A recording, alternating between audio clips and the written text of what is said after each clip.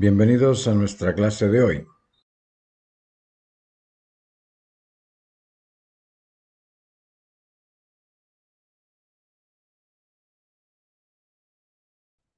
Hemos visto los periodos de separación, fe, unidad, división y entramos en el periodo de cautividad y regreso.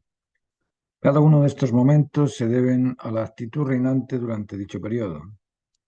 Analizar la historia bajo esta perspectiva no es fácil para una mentalidad insegura y sin valores absolutos, porque esta perspectiva se desprende del absoluto núcleo gestor vincular familiar, y sin el conocimiento del mismo en sus facultades y funciones resulta imposible comprender la secuencia de los actos motivados por la actitud reinante. Vamos a observar el periodo relativo a la cautividad y regreso papal, periodo que tiene una duración de 210 años, suma de 70 más 70 más 70, recordemos que 21 es el número en el desarrollo humano que implica estar cautivo del vínculo parentofilial o filioparental. El periodo de cautividad y retorno duró 210 años. El primer periodo de 70 años del Papado de Aviñón fue un periodo en el que 7 obispos de Roma residieron en la ciudad de Aviñón bajo el control de Felipe IV. Primero fue Clemente V, estuvo 9 años. Juan XXII estuvo 18 años. Benedicto XII estuvo 8 años. Clemente VI estuvo 10 años. Inocencio VI estuvo 10 años, Urbanos V estuvo 8 años, Gregorio XI estuvo 8 años. Algunos historiadores llaman el segundo cautiverio de Babilonia a este periodo. En 1378 el Papa Gregorio XI retornó a Roma y allí murió. El Papa Gregorio condenó por medio de 5 bulas las doctrinas del reformador inglés John Wycliffe el 22 de mayo de 1377, acusándolo de herejía. Pero Wycliffe recibió solo una pequeña sanción de parte de la Iglesia de Inglaterra, gracias a sus relaciones privadas con la corte. Este periodo de papas de ida y vuelta se termina con Clemente VII, con el cisma con Inglaterra debido a la negación del divorcio entre Enrique VIII con Catalina de Aragón, para casarse con Ana Bolena. Es un periodo en el que el cristianismo se siente dependiente de parcialidades incoherentes y desconectados unos de otros sin poder o sin saber con quién centrarse. Urbano VI fue papa durante 11 años, Bonifacio IX fue papa durante 15 años, Inocencio VII fue papa durante 2 años, Gregorio XII fue papa durante 9 años, Martín V durante 14 años, Eugenio IV durante 16 años y Nicolás V hasta el jubileo 1450. El principio del siglo XIV, que sería caracterizado más tarde por calamidades como la peste negra y la guerra de los 100 años entre los dos principales poderes de Europa, se encontró con un papado aparentemente en un momento de prestigio. El Papa Bonifacio VIII, 1294-1303, un político experimentado, a veces descrito como brusco y arrogante, era un feroz defensor de la soberanía universal del papado sobre toda la cristiandad, como estableció el Dictatus Papae en el siglo XI. La cuestión concreta que le hizo entrar en conflicto con el rey Felipe IV de Francia era si los señores seculares podían establecer impuestos al clero. Se lo describe en su bula Clericis Laicus, 1296. Bonifacio VIII prohibía cualquier imposición sobre las propiedades de la Iglesia, excepto por parte del papado, o el pago de tales impuestos. Esto lo prohibía. Pero solamente un año más tarde concedió a Felipe IV el derecho de recaudar impuestos entre el clero en casos de emergencia. El gran éxito del año jubilar del 1300 se cree que hasta 2 millones de peregrinos visitaron Roma, incrementó considerablemente el prestigio del papado, atrajo fondos a Roma e indujo al Papa a sobreestimar extremadamente sus poderes temporales. Después de la detención y cautiverio del obispo de Pamiers por Felipe IV, el Papa en represalia emitió la bula Salvator Mundi, retractándose todos los privilegios que confirieron al rey francés los papas precedentes. Y unas pocas semanas más tarde, ausculta Fili con cargos contra el rey, citándole para que compareciera ante un consejo en Roma. En una afirmación atrevida sobre la soberanía papal, Bonifacio VIII declaró que Dios nos ha situado sobre los reyes y los reinos. Bonifacio VIII declaró que Dios nos ha situado sobre los reyes y los reinos. La autoridad no se exige, la autoridad se establece. Este es un error común en la convivencia entre personas. Al exigir respeto del otro, se está violando la norma que indica que el respeto se establece frente a un bien superior, y al exigirlo, te impones y obligas al otro violando su libertad e incondicionalidad. La arrogante soberbia del Papa Bonifacio VIII agredía al rey Felipe IV de Francia, y la defensa del rey fue la lógica consecuente en esta mecánica de la relación: reclamar, acusar y rechazar a Bonifacio VIII. Recordemos que la insuficiencia, la inseguridad y la incontinencia son aspectos adolescentes, son aspectos inmaduros.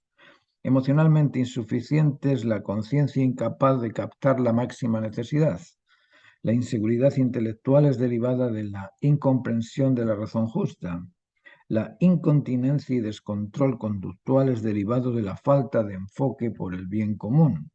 No importa si eres rey o papa. Esto no es un título nobiliario, es propiedad de la naturaleza humana. La Iglesia y el Estado, representando la mente y el cuerpo, fallaron en unirse. Atentado de Agnani. Según el Papa, Dios nos ha situado sobre los reyes y los reinos. Bueno, el rey, representando lo exterior, abofeteó al Papa en Agnani. Esto fue una ofensa que acabó con la vida del Papa, que murió por la golpiza, y rompió la unidad entre la parte interna y la parte externa de la realidad. Felipe IV respondió escribiendo: su venerable estupidez puede que sepa que no somos el vasallo de nadie en cuestiones temporales, y convocó una reunión del Estado General, un consejo de los señores de Francia, que respaldaron su posición. El rey de Francia presentó cargos de sodomía, simonía, hechicería y herejía contra el Papa y lo llamó ante un consejo. La respuesta de Bonifacio fue la más fuerte afirmación hasta la fecha de soberanía papal. En la bula Unam Sanctam, 18 de noviembre de 1302, decretaba que es necesario para la salvación que todas las criaturas humanas sean súbditos del pontífice romano. Estaba preparando una bula que excomulgaría al rey de Francia y pondría todo su reino en interdicto, y depondría a todo el clero de Francia, cuando en septiembre de 1303 Guillermo de Nogaret, el crítico más fuerte del papado en los círculos franceses, llevó un ejército a Roma con órdenes intencionadamente ambiguas dadas por el rey para llevar al Papa, si fuera necesario a la fuerza, ante un consejo para enjuiciar los cargos presentados contra él. Nogaret colaboró con los cardenales de la familia Colonna, rivales del Papa desde hacía mucho tiempo y contra los que el pontífice había predicado incluso una cruzada con anterioridad durante su papado. En 1303, tropas de franceses e italianos atacaron al Papa en Agnani, su ciudad natal, donde se había refugiado, y allí lo tomaron prisionero. Fue liberado 3 días más tarde por la población de Anagni.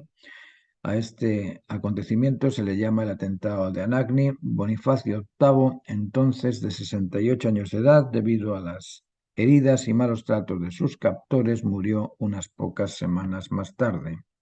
La muerte del Papa Bonifacio VIII privaba al papado de su político más competente, que podría enfrentarse al poder secular del rey de Francia. Después del papado conciliador de Benedicto XI en 1303-1304, envenenado por orden del rey de Francia, Clemente V, 1305-1314, se convirtió en el siguiente pontífice. Era originario de Gascuña, en Francia meridional. Clemente V fue elegido por un cónclave celebrado en Perugia, pero él mismo era obispo de Burdeos y no se encontraba en Italia en el momento de su elección. Elevado al trono de Pedro por las presiones del rey de Francia, Clemente estuvo durante todo su pontificado sujeto a los deseos de Felipe IV. Apenas coronado, su primer acto fue el nombramiento de 9 cardenales franceses cercanos al monarca francés, convertido en una mera herramienta en manos del rey de Francia. Anuló para el territorio francés en 1306 las sentencias eclesiásticas que Felipe IV consideraba contrarias a sus intereses, especialmente las bulas Clericis Laicos y Unam Sanctam, que había promulgado Bonifacio VIII por presiones del rey francés. Accedió no trasladarse a Roma y estableció su corte en Aviñón, que estaba rodeado por las tierras del condado Benaicín. Formalmente era parte del antiguo reino de Arles, pero en realidad estaba bajo fuerte influencia del rey francés. En esta situación de dependencia de Francia, 3 principios caracterizaban la política de Clemente V.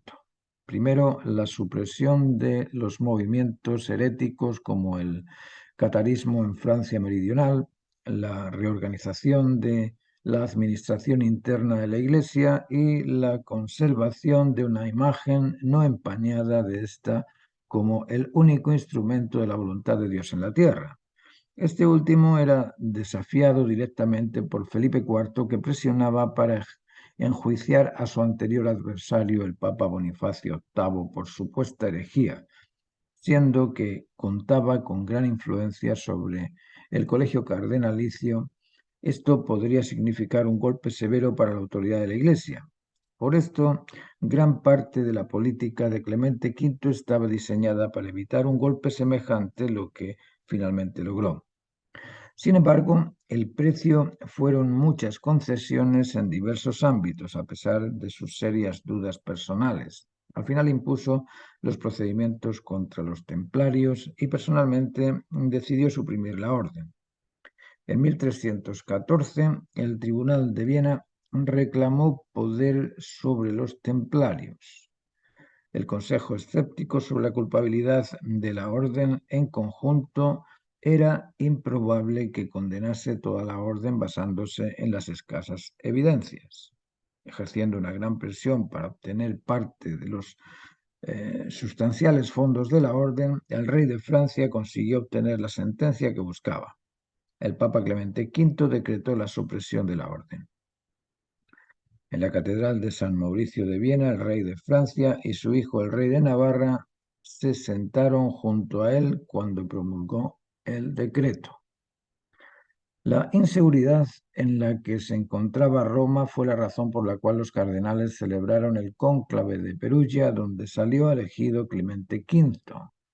Como se ha dicho, él no estaba presente en el cónclave y pidió ser coronado en vez de Roma en la ciudad de León.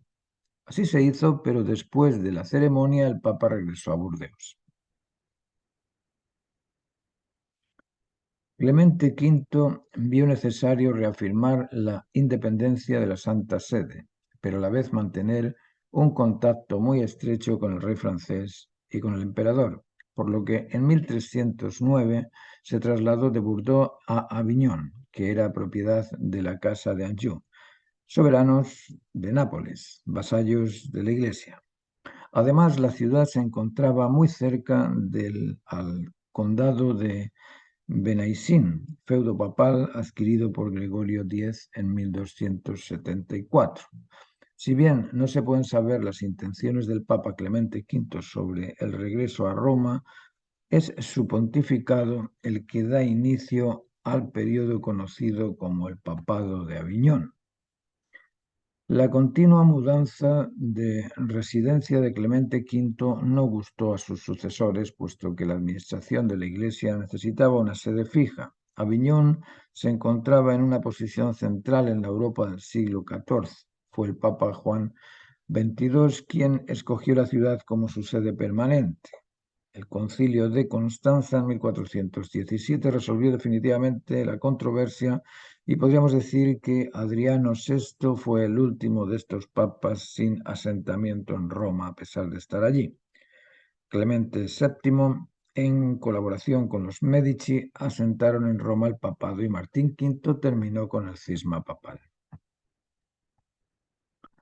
Martín V logró la unidad de la Iglesia en Roma terminando con el cisma de Occidente y mandó una delegación dirigida por el español Pedro de Fonseca a Constantinopla para tratar de unificar la Iglesia, cosa que no se logró. Tampoco logró unir a los protestantes, a John Wesley, metodismo británico, a Jan Hus, los husitas checos, a los que acusó de ser herejes. Y Genadio II, patriarca de Constantinopla, tampoco reaccionó a la actitud unificadora de Martín V. De haber unido la Iglesia, podría haber establecido 120 años de unidad y Carlos I de España y V de Alemania, 120 años después, habría recibido el mérito de la unidad y lo podría haber expandido en la Nueva Canaán, América. Pero nada de eso sucedió y la extensión del esfuerzo debió prolongarse. Una vez concluido el cisma de Oriente, Martín V quiso terminar con el cisma de... Una vez concluido el cisma de Occidente, perdón. Una vez concluido el cisma de Occidente, Martín V quiso terminar con el cisma de Oriente, para la cual nombró una legación dirigida por el cardenal español Pedro de Fonseca, que fue a Constantinopla para tratar con el emperador sobre la posible unión de la Iglesia ortodoxa con la Iglesia católica. Tras la muerte del cardenal, por accidente, continuó sus esfuerzos en la convocatoria del Concilio de Basilea. También se le debe la firma de los primeros concordados o concordatos con las naciones europeas.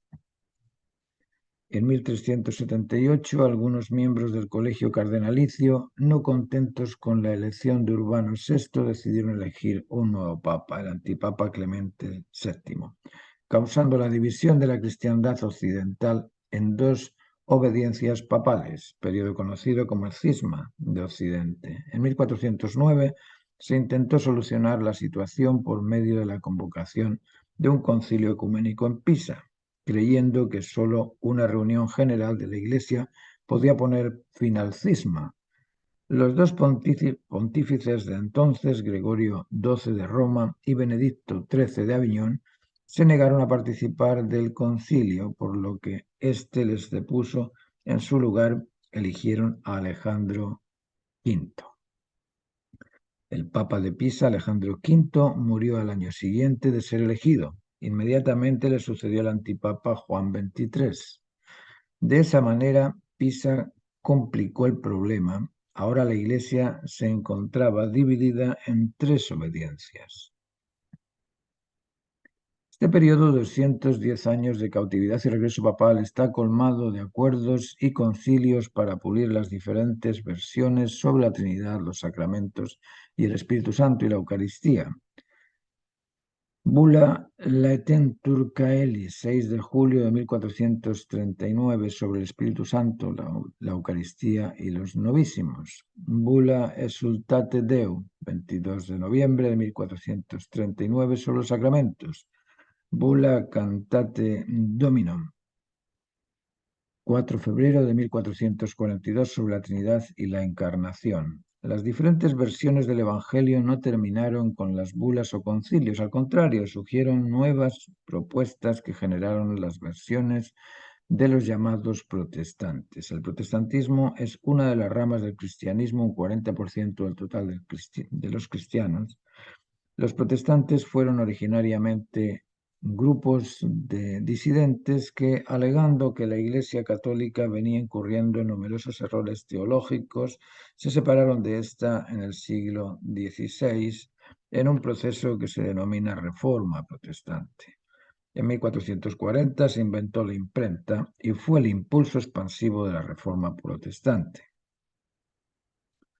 El filósofo y teólogo inglés John Wycliffe, 1320-1384, se cuestionó si el papado fue descrito en la Biblia o no, y no encontró justificativo escrito sobre la necesidad del papado.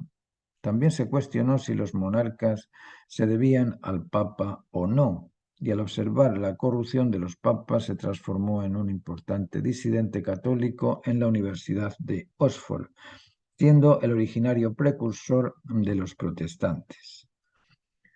Girolamo Savonarola, 1452-1498, predicó contra el lujo, el lucro, la depravación de los poderosos y la corrupción de la Iglesia Católica, contra la búsqueda de la gloria y contra la sodomía. Atacó al Papa Inocencio VIII como el más vergonzoso de toda la historia, con el mayor número de pecados, reencarnación del mismo diablo. Lutero indica que la Biblia es la única autoridad en materia de fe para la Iglesia y en la necesidad absoluta de la gracia de Dios para que el hombre, mediante la sola fe en Cristo y el Evangelio, pueda ser salvado por Dios en un acto de conversión interior. Esto se contrapuso a las indulgencias papales, lo que causó su enemistad con los papas. La falta de sensatez e indecencia papal se pagó muy cara. La peste negra se cobró la vida de la mitad de la población de Europa.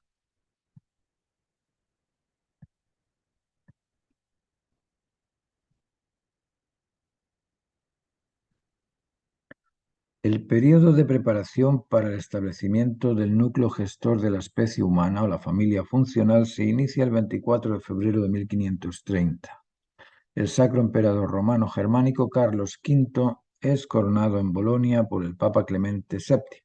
Carlos V se transforma en la figura central del momento y tiene en sus manos la posibilidad de aceptar la reforma protestante y de extender su reforma por el recién descubierto continente americano, la nueva tierra prometida.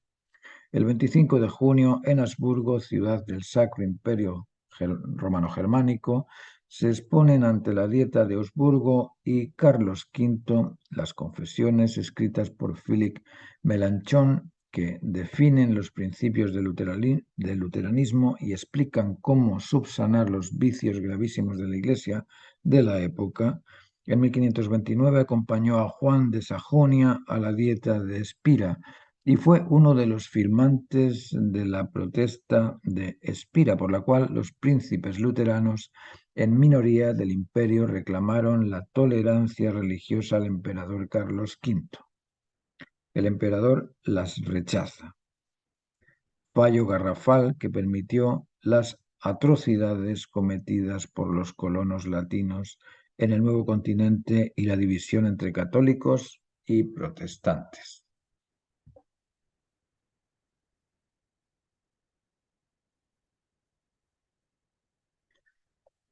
La providencia había logrado establecer el ambiente de unidad necesario para que la figura central asumiera su responsabilidad de centrar la orientación mental en la conquista de los valores de plenitud, justicia y cumplimiento del máximo deber válido para todo. Era el momento de religar la tradición del primer renacimiento humanista con la primera reforma religiosa y expandir la reforma por toda Europa y por las colonias. Pero el fallo en reconocer la necesidad de la reforma religiosa extendió la historia a una nueva fase compuesta por las ideas del segundo renacimiento liderado por Descartes, Bacon y la Ilustración frente a una segunda reforma religiosa liderada por filósofos como Kant, Fichte, Schelling y los nuevos movimientos espirituales de Spener, Wensley, Foss y Swedenborg, entre otros.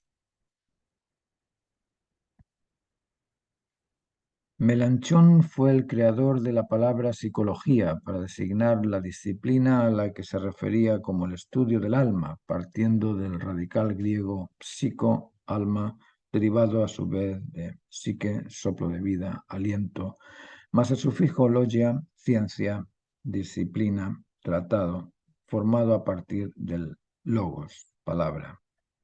Lutero explica que las indulgencias no son una remisión de los pecados, que el pecado o la culpa solo pueden remitir el individuo ante la naturaleza humana.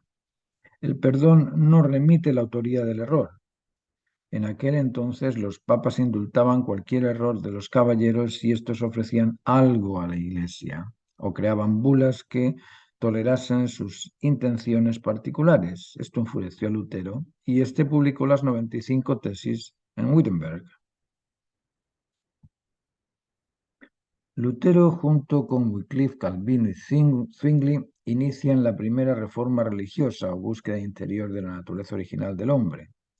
Reforma que se contrapone al primer renacimiento o búsqueda exterior de la naturaleza original dirigidos por la restauración del helenismo y del humanismo expresados por los escritores Dante, Petrarca y Boccaccio.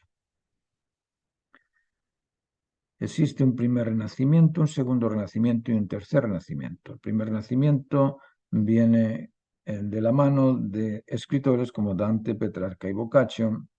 Frente a eso se establece la primera reforma religiosa con John Wycliffe, Martín Lutero y John Calvino. El segundo renacimiento viene con Descartes, Bacon y Hegel, y frente a este segundo renacimiento hay una segunda reforma liderada por Kant, Fichte y Schelling.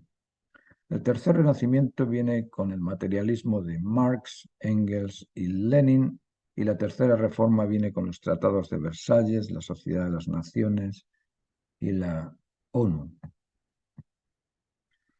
La política, el colapso de la sociedad feudal medieval por las diferencias entre el Renacimiento y la Reforma, el colapso de la sociedad monárquica absoluta por las diferencias entre las democracias totalitarias y las democracias liberales, el colapso total por la inversión de dominio de las minorías por sobre la homogeneidad natural de la mayoría o de la totalidad de la naturaleza humana.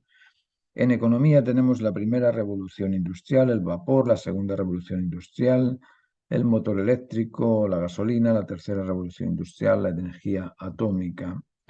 Las 10 plagas de Egipto no fueron suficientes para sensibilizar la conciencia del faraón. La gran peste antonina del siglo II, que acabó con el 10% de la población en Roma, no fue suficiente para sensibilizar a la población y evitar las persecuciones a los romanos. La peste negra o muerte negra fue la pandemia de peste bubónica más devastadora de la historia de la humanidad, que afectó a Eurasia en el siglo XIV y que alcanzó un punto máximo en el 1347 y 1352. No fue suficiente para sensibilizar a los líderes religiosos del siglo XIV que perseguían y asesinaban sin criterio a sus semejantes. La gripe española de 1918, que mató a más de 40 millones de personas, tampoco fue suficiente para sensibilizar a los americanos del peligro del comunismo ateo anarquista en Europa. El fracaso del Tratado de Versalles por el incumplimiento de Alemania derivó en la Segunda Guerra Mundial. El fracaso de la Sociedad de las Naciones se mostró incapaz de mantener la paz frente a la presión alemana y las Naciones Unidas fracasaron en el establecimiento de la paz en África, Cuba, Nicaragua, Venezuela y en Ucrania. Estos fallos en el cumplimiento de la responsabilidad generan y extienden el proceso de la historia y su finalidad. ¿Qué es un adulto maduro? La historia busca un adulto realizado, un adulto maduro. ¿Qué es un adulto realizado? Adulto maduro es quien responde incondicionalmente ante el máximo deber necesario. Atiende, entiende y está atento o está siempre atento a responder y cumplir la máxima necesidad válida para todo. Seduce con afecto, persuade con la razón y motiva con el ejemplo lo correcto. Controla y domina las virtudes de la prudencia, firmeza y templanza y controla y domina los instintos de protección, conservación y reproducción. Controla el celo emocional, intelectual y conductual. Lograr esa facultad transforma al individuo en humano normado o normalizado. Eso es un adulto. Eso es una persona madura. Adulto es el adolescente que supera los apetitos particulares de la imprudencia, la cobardía y la terquedad, que supera el reclamo, la acusación y el rechazo, que atiende, entiende y está siempre atento a responder y cumplir las máximas necesidades y que supera la tentación del apetito intergenital prematuro controlando los excesos del celo extremo. Maduro es el que demuestra el control y dominio constante de esa facultad y sobre ese fundamento se multiplica y ejerce el dominio de sus facultades o habilidades. La historia falló en el establecer la familia funcional normada. Falló en establecer la unidad entre la mente y el cuerpo, centrada en los valores de plenitud, justicia y cumplimiento del deber o del máximo deber. No se realizó pleno, no se realizó justo, no se realizó completo. No logró transformarse en persona adulta normada o normalizada.